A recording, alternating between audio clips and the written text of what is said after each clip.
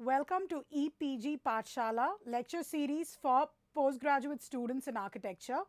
The paper we are discussing is Sustainable and Green Building Design, and the module we'll be delving into is Environmental Architecture and Climate Related Issues. In this lecture, we hope to learn to define environmental architecture, to comprehend the importance of energy efficiency, to understand the relevance of climate in sustainable design, to comprehend the essence of the geographic region and relevance of site to sustainable design. If you look at environmental architecture, we can start with an example over here. If you look at the George Cathy Dombrowski Center for Horticulture at Toronto, this is also a botanical garden, Montgomery Sisam Architects, Toronto, and this is a LEED Silver certified building. Over here you can see the building is built such a way that it is actually projecting from the site. It is well within the realms of the site, and the site and the building are in cohesion, where the building and the surrounding trees itself are actually bigger and taller than the building as such. The material, the color, the garden roof, everything is in cohesion to have a very sustainable as well as environmental friendly architecture. Design and construction industry is possibly the single largest contributor to Canada's solutions for compliance with the Kyoto Protocol for creating long-term ecological sustainability. So, environmental design is definitely an avenue towards sustainability. We need to make sure there is a potential for environmental leadership in architecture, and like how Canada has taken a step in this direction and other Western countries too have taken a step in this direction, it's high time countries like India and China also step in, because we are not too far behind when we think of the energy consumption our buildings are currently making. The 5 major principles of environmental architecture: healthy interior environment, energy efficiency, ecologically benign materials, environmental form, and good design. So, this is an example of another building, the Center for Cellular and Biomolecular Research, University of Toronto, Benign and Architects, Alliance Architects. So, here again, even though the building here is quite different from the previous example that we saw, this is a building that is soaring quite in height, which shows that having a glass facade building doesn't necessarily mean that it has to be sealed off. Here the openings are much more viable and openable. The building has a core in the center. It has certain materials that have been used that are benign to nature, in the sense that can be reused or have a longer lifespan. And this building was considered a very suitable example for environmental architecture, because in Toronto the climate ranges from cold to very cold, and this building actually consumes a lot of less energy to keep the building warm. It is faced in such a way that it's able to use the solar energy it gains to warm up the building and make sure it's a suitable environment for work inside. If you look at a healthy interior environment, all possible measures are to be taken to ensure that materials as well as the building systems do not emit any kind of toxic substance or gas into the interior atmosphere. Additional measures are to be taken to clean and revitalize interior air with filtrations as well as plantings. So, here you have the Cambridge City Hall, designed by Diamond Schmidt Architects, again in Ontario, LEED Gold certified. Here again you can see how glass has been used in a positive environment.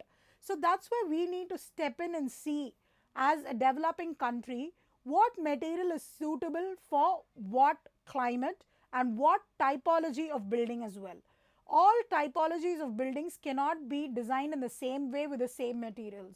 Certain typologies of buildings in certain places with certain kind of climate require certain types of design. So, climate, site and typology or the genre of building is very crucial to decide what kind of interiors is possible. Here you can see it's completely daylit, barring for the few lights here, but otherwise there is no artificial light.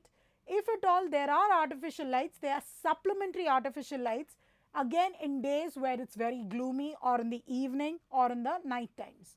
So we need to ensure that all our fittings with respect to electricity consumption, lighting, as well as air conditioning or heating is not the only basis or the only substructure that is there for the building to survive. It can be an ancillary or tertiary source of power. All possible measures are to be taken to ensure that the building's use of energy is minimal. Cooling, heating, and lighting systems are to use methods and products that are conserved or eliminate energy use. So if you look at energy efficiency over here, you have the Stratus Winery. This is in Niagara-on-the-Lake, Ontario. Les Andrew Architects. This again is a LEED Silver building. Here our winery has a particular purpose, a particular use. It has to have a certain kind of climate for the wines to cure in. It has to be stored in. So there are a lot of other purposes and assignations that are required. Despite that, the building is well sited on the site. It is not going to take back too much. It is not very high. It's not very tall.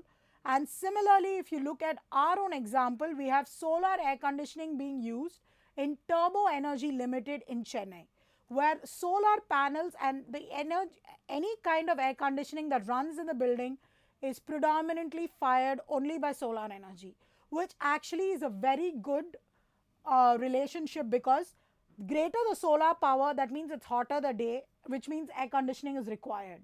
So if the solar power should be able to support the requirement for air conditioning, and the days the solar energy is not sufficient, it is a cloudy day or a gloomy day, or it's raining, then automatically the requirement for air conditioning also comes down. So they have a directly proportional relationship. Sunnier the day, the more requirement for air conditioning, and hence and vice versa. So when you actually look at this kind of relationship in a building that is happening here, all office buildings can adopt this method. Here again we have the CMHC Healthy House. This is by Martin Labour Architect, by Breathe Architects, Toronto in Ontario.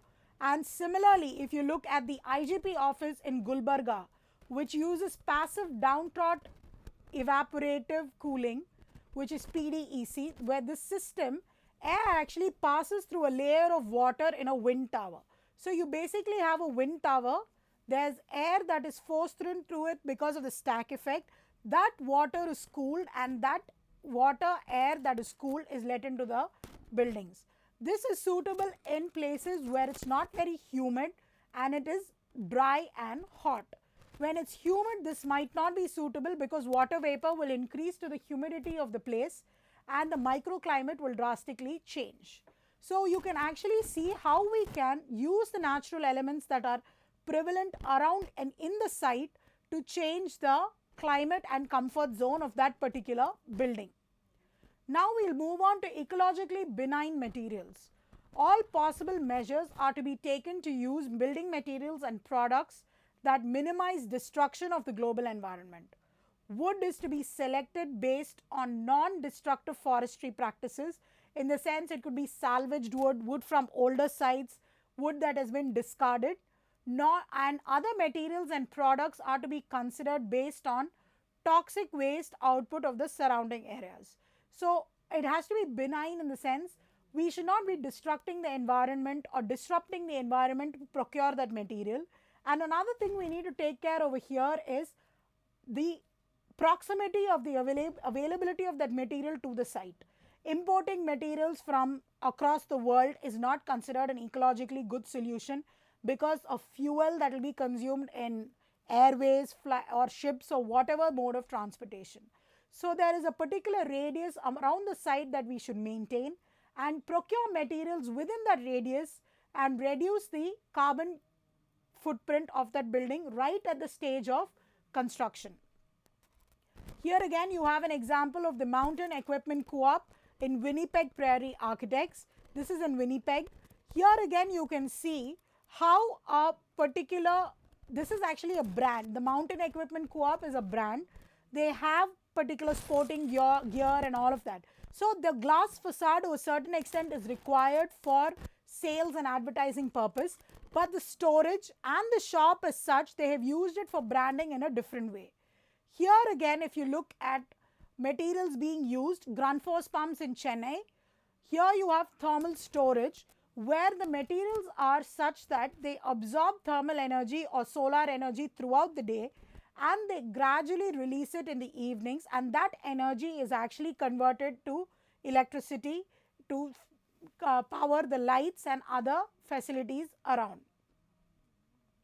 Here you have the Jackson Triggs Winery, Niagara-on-the-Lake, Ontario. This is by KPMB Architects, and this is the RMZ Eco Space in Kolkata.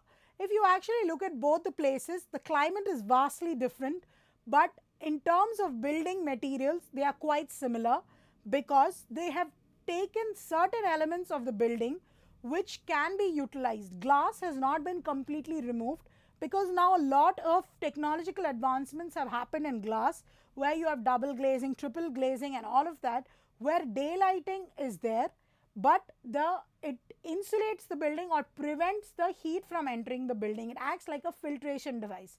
By not having too much of glass, what happens is daylighting becomes a big problem. So glass is crucial because glass lets in a lot of light in to come, and especially in a place like this, which is like a factory where light is essential. And again, this is also a techno park where light is essential. Light cannot be ignored, but let's not bring in heat. We need to decide and segregate that daylight and sunlight are not the same. Sunlight is with heat, but if we actually filter it and bring it through a number of protection devices, daylight is the best way to light any kind of building. Moving on to environmental form, all possible measures are to be taken to relate the form and the plan of the design of the building to the site, the region as well as the climate. That is the A of architecture. We need to make sure that our form and plan and the site, the region and the climate all go hand in hand. And that is one of the primary reasons we cannot blindly ape architects from the West. A building that is suitable, say in Canada, in New York or San Francisco, needn't be necessarily suitable for a building in Shanghai or in India for that matter. Measures are to be taken to heal and augment the ecology of the site. It is sometimes not possible to have a site or build on it without removing trees or cutting down trees. But what can be done to limit the after effects of that is to landscape and replace those trees immediately in another place, so the carbon footprint, or actually even put in more trees for that matter, so we do not take as much, we are giving back as much as we are taking from the environment. Measures are to be taken to relate to the form of the building such that it has a harmonious relationship between the inhabitants and nature. It's very important that we do not segregate nature from the inhabitants. The building should act like a transient space between the inhabitants and the nature rather than being a barrier. If a building becomes a barrier, that's when the problem arises. A building should be a transitional space, a place of communication between the people, the users, and the elements of nature outside. That does not mean that they are not going to get protected, and that does not mean having open spaces or courtyards. Even a completely enclosed space, like for this example over here, you have the YMCA Environmental Learning Center. This is in Ontario again. You can see how the site and the building are in correlation. From a distance, the building will actually just look like an inundation of the site. Let it be the material, the color, or even the shape of the site, the plan, the elevation, all of that is in relation to the surroundings, the quality of the site and the climate. Moving on to good design, all possible measures are to be taken to achieve an efficient, long-lasting and elegant relationship of use areas, circulation, building form, mechanical systems and construction technology. Here we have the Glen Eagle Recreation Center in Vancouver. Even within a country like Canada, between Ontario, let it be Winnipeg, Vancouver, the climate drastically changes. Similarly, like how you compare it to a country like India, where you have Gulbarga, Delhi, Chennai, Bombay, Calcutta, all of these places have different microclimates.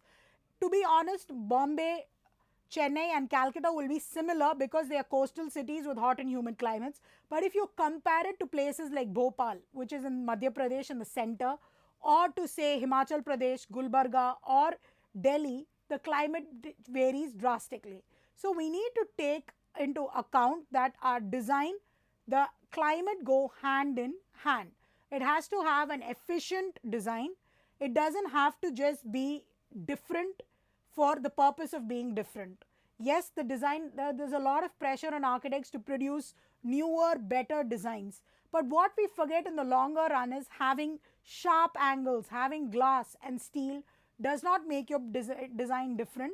You can have glass, you can have sharp angles, but does your site warrant the use of such materials and such design principles is what we need to ask ourselves. So let it be the building form, let it be the mechanical systems, or what kind of materials or construction technology we are going to use. It has to have a correlationship to the inhabitants, to the climate, and to the region. Symbolic relationships with appropriate history. The earth and spiritual principles are to be searched for as well as expressed. Finished buildings should be well built, easy to use, and aesthetic as well. That goes without saying. A sustainable building has to have all the factors that a normal building has, and that is what we need to change our mindset to. Now, sustainable building has become a genre or a fad which has to slowly, gradually change, and any building that is henceforth built has to be sustainable. Rather than saying that a sustainable building should also be aesthetic, let's say that all buildings should be sustainable, easy to use, well built, and aesthetic as well. So that needs to become a requirement, a basic requirement of any building built by a good architect. Here you have the White Rock Operations Center at White Rock. This was designed by Busby Associates, which is certified a LEED Gold. So if you look at these certifications and these buildings, some of them might be like, if you look at this as a design, this may be, it's just a box. But if you actually look at it closely, not like a layman, you can see the change and textures and materials. You can see the overhang that has been given.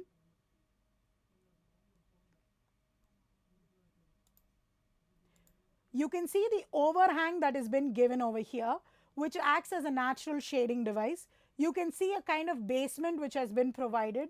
You can see just from one angle of the site and the photograph, we can see the importance that has been given to the various elements of design and the relationship to the site. What exactly is an ecological footprint? It is basically a measure of our consumption or emissions as a result of our lifestyle. So basically the bottom line is smaller is definitely better. So let's try reusing our spaces, redefining our spaces, creating multi-purpose spaces. That's the new keyword now. We can have a library which is also a multi-purpose hall. We can have a multi-purpose hall which is an auditorium. So we need to assign more utilities to one space rather than having different spaces for different utilities for different times of the day. So our design program, our site, our inhabitants, our users, our climate, all of them have to be taken into consideration rather than having an agenda to create a posh new design. What exactly is sustainable design with respect to climate related issues? If you look at the correlation between buildings and climate, there has always been a very close relationship which has been got lost only in the recent past with the concept of modern architecture coming into being. Let it be right from the olden days, even let it be, let's talk of the buildings or the dwellings during the caveman period. Whatever was required at that point of time in that climate, only those kinds of dwellings were constructed. Even in history, if you look at it, let it be in India, we have our historical forts. If you compare even within North and South India, if you look at Fatehpur Sikri and compare it to the buildings in Srirangam and Madurai, you can see there's a drastic difference in materials because the weather is drastically different. Even in those days when climate played such a crucial role, and I think the main reason that happened was we did not have any mechanical services. There was no electricity, there was no fan, there was no air conditioning, there was only the natural daylight, wind, and the lanterns that they would bring in the evenings. So they had to only think about how to bring all these elements in and make sure that they were protected from the natural elements like wind, fire, rain, storms, and all of that. But now, as technological advancements have happened, we have created problems, and now we are trying to find solutions for those problems. First came the elevator. We decided, okay, now we have an elevator, let's build high. But the elevator is consuming power, we forget. And as we are building higher, we need to shut the windows because wind is blowing at a greater velocity. Once we shut the windows, there is no ventilation, we need a fan and an air conditioner. And once we shut the windows and we make sure that there are offices all around, there is no light. Then we need to have light fixtures. So what has happened currently is modern architecture, while giving us great solutions, has also given us a huge backlog of problems. So if you actually look at the buildings now we have just described, they account for nearly 40 to 70% of energy use in America. And this cannot be sustained given the climate change that we are undergoing with the greenhouse emission gases, fossil fuel shortages. So this has to drastically drop or change. This lesson will help us examine how to reconnect the issues of local climate to building design. If you look at the weather of the world, it varies basically by location and relates to the distance from the equator and is differentiated by aspects like trade winds, whether it's close to ocean, sea, elevation from sea level. All of these are factors that decide the climate of a place. The Earth's atmosphere helps to moderate the climate to prevent radical shifts in temperature from season to season and day to night. So we have a general perception that around the equator we have an equatorial region, then we have a tropical region, then we have the polar Arctic region. So we have temperate, we have divided ourselves based on our climate. We know the different climates that exist. And for most extent, most geographical areas have a similar kind of climate, unless of course there's an anomaly, especially with respect to elevation. For instance, if you look at Ooty and Coimbatore, for instance, the climate in Ooty and Coimbatore is drastically different even though there's hardly any distance because of the elevation above sea level. Similarly, if you look at Chennai being along the coast and say a city which is inside the coast, again there is a drastic change within the elements. So there are basic certain situations that we need to cater to in this scenario. The impact of the sun on our buildings is a direct result of our distance from the equator. This affects the amount of solar radiation as well as solar geometry. If you look at any old building, right, let it be in the time of Michelangelo, Vesuvius, whoever, they always had a solar pattern, a solar geometry in place, because only with the direction of the sun did they decide where the openings are going to come, door is going to come, where the window is going to come. But now what has happened, we have a software for everything. We just put in the data and we are not even sure whether the building that can be built in Singapore, is it suitable to be built in Chennai, or is the building that is built in Chennai suitable to be built in Jakarta. So we need to actually analyze these places as places by themselves rather than in the larger scenario. Moving on to a sustainable ethic behind sustainability. What exactly defines it and what ethics need to be followed by architects? It's not a style of a building, it has to be a way of thinking now onwards.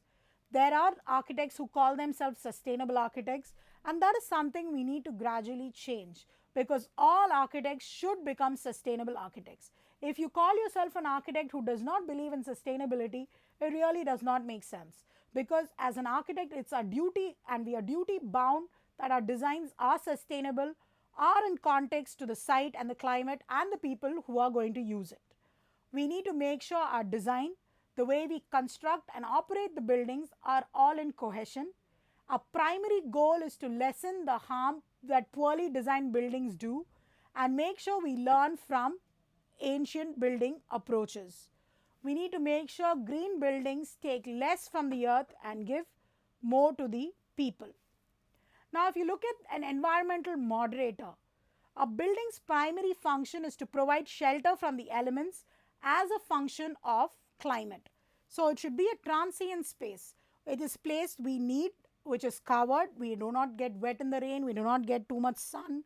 We are not covered by snow. All of those elements are there.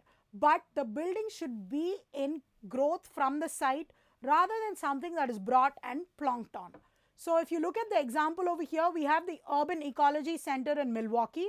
Here you can clearly see the materials that are used, which are natural. They are salvaged.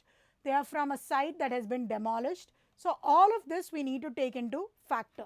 So the building has to be a moderating factor between the climate and the site and the inhabitants and the users.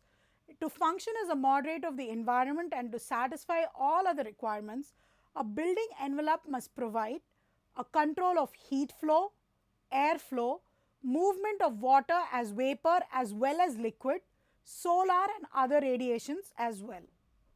If you look at building envelopes, they are basically like balloons.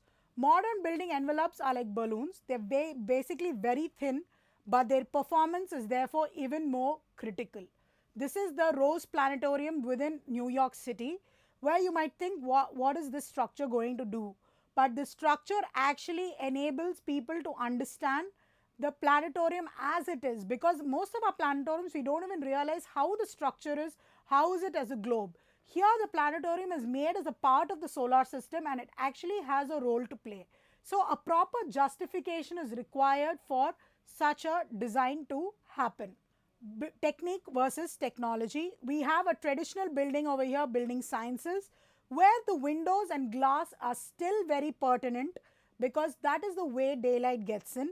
And every level that you see in this cathedral or any kind of towering structure, the mass of the building and the size, the percentage of fenestration to the building was in coherence to the climate that was there. Currently, if you see, we have huger and larger openings of glass. So besides permitting a lot of daylight, it does bring in a lot of sunlight as well. So old stone buildings actually relied on their massive nature to withstand the weather.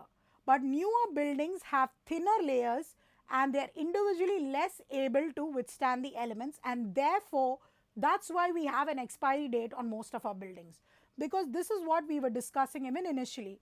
We have actually come up with problems and now we are trying so hard to find the solutions for those problems.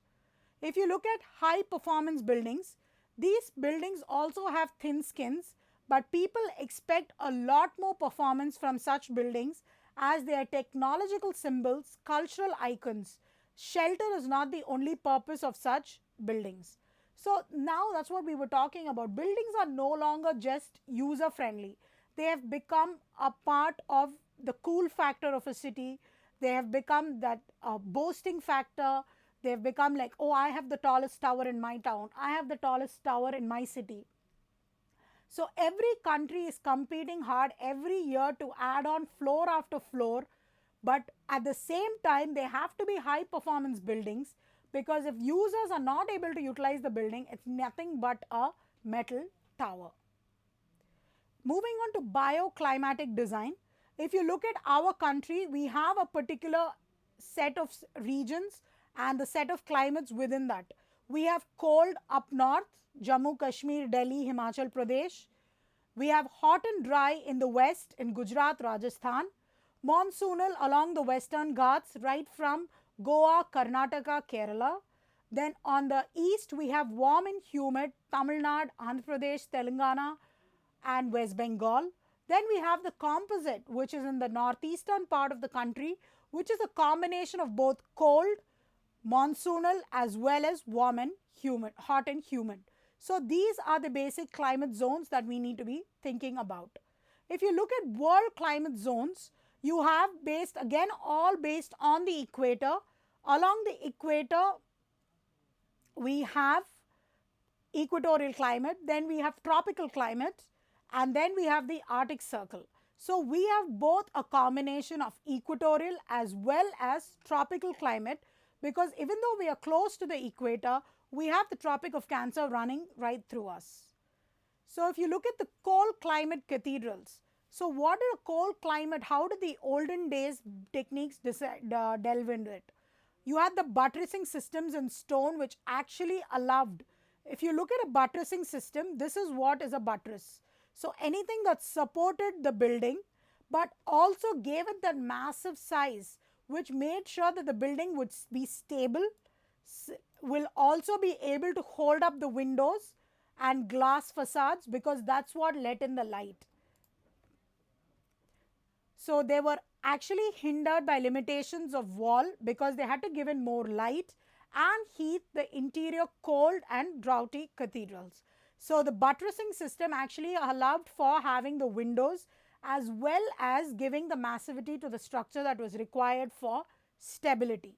Hot climate cathedrals, like the Gothic cathedrals in the hot climates, did not require the buttressing system because glazing was not as apparent as required. They had the simple clear story windows and the window area was much lesser such that the heat would not enter the building but only daylight would enter the building.